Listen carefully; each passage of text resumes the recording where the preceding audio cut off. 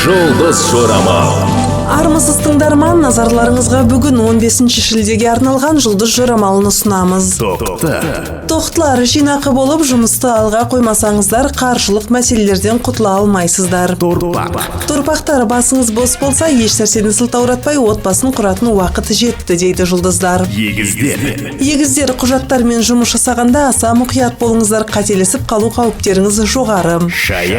Шаяндар, жұмыс, тағы да жұмыс, үйде айғарап жататын уақыт емес, әрекет түбі берекет болмақ. Арыстандар, жаңа жұмыс жайлы көптен ойланып жүрсеңіздер, жақында ұсыныстар түсе бастайды, алайда шешім шығаруға асықпаңыздар.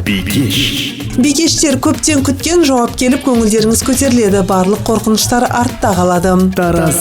Таразылар, тек жақсы ой ойлап жүріңіздер, себебі бұл күні сіздердің ойларыңыз өмірге тез енеді.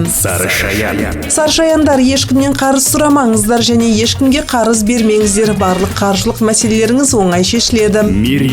Мергендер, сіздерге ренжіп жүрген жандар бар, өз қателіктеріңізді мойындап кешірім сұрағандарыңыз дұрыс болады. Тауешкілер, барлық маңызды істеріңізді күннің бірінші жартысында қолға алыңыздар, ал күннің екінші жартысын тек өздеріңізге арнағандарыңыз абзал. Су құйғыштар, мазаңызды алып жүрген мәселелер сіз күткеннен оңай және тез шешіледі.